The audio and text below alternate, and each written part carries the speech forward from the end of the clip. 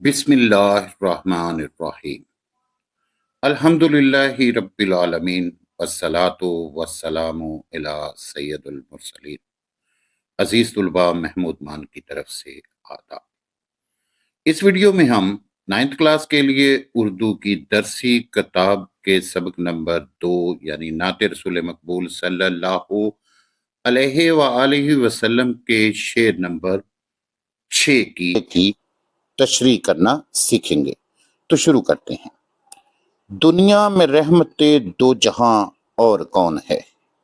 دنیا میں رحمت دو جہاں اور کون ہے؟ جس کی نہیں نظیر وہ تنہا تم ہی تو ہو۔ جس کی نہیں نظیر وہ تنہا تم ہی تو ہو۔ حوالہ شعر۔ نظم کا عنوان نعت رسول مقبول صلی اللہ علیہ وآلہ وسلم۔ شاعر کا نام مولانا ظفر علی خان۔ مشکل الفاظ کے معنی۔ رحمت دو جہاں کے معنی ہیں دونوں جہانوں کے لیے رحمت، یعنی کہ اس جہان مراد دنیا اور آخرت کا جہان جو ہے، جو موت کے بعد کی زندگی ہے، ان دونوں جگہوں پر آپ انسانیت کے لیے رحمت کا باعث ہیں۔ نظیر کے معنی ہیں مثال، مفہوم۔ آپ خاتم النبیین صلی اللہ علیہ وآلہ وصحبہ وسلم ہی دو جہانوں کے لیے رحمت ہیں۔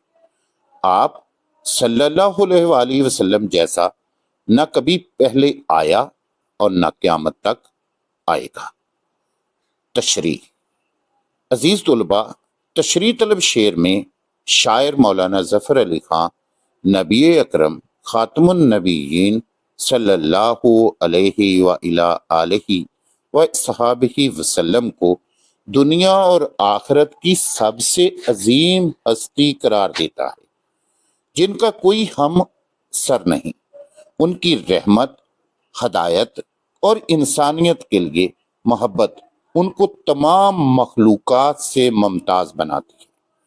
یہ شعر آپ خاتم النبیین صلی اللہ علیہ وآلہ وصحبہ وسلم کی عظمت اور ان کے بے مثال ہونے کی گواہی دیتا ہے، اور عقیدت مند دل میں محبت اور شکر گزاری کے جذبات پیدا کرتا ہے۔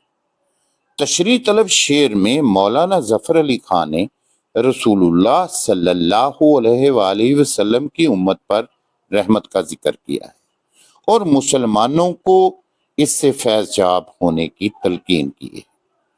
کس نے ذروں کو اٹھایا اور صحرا کر دیا؟ کس نے ذروں کو اٹھایا اور صحرا کر دیا؟ کس نے قطروں کو ملایا اور دریا کر دیا؟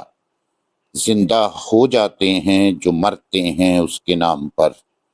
زندہ ہو جاتے ہیں جو مرتے ہیں اس کے نام پر۔ اللہ اللہ، موت کو کس نے مسیحا کر دیا؟ اللہ اللہ، موت کو کس نے مسیحا کر دیا؟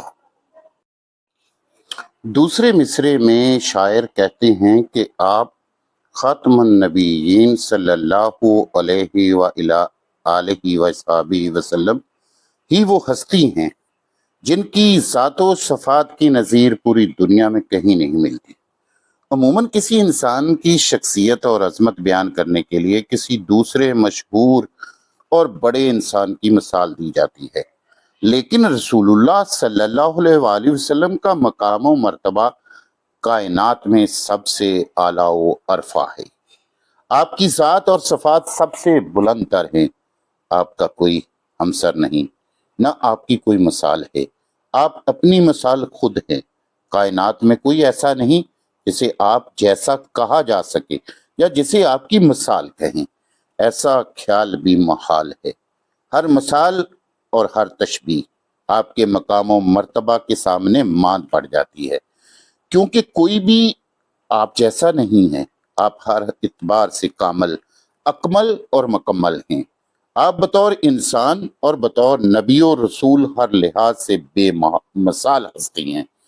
آپ انسان ہیں تو عظیم الشان ہیں، نبی اور رسول ہیں تو امام الانبیاء اور خاتم المرسلین ہیں، آپ بشر ہیں تو خیر البشر ہیں، الغرض جیسا کوئی نہیں، آپ جیسا کوئی نہیں ہے۔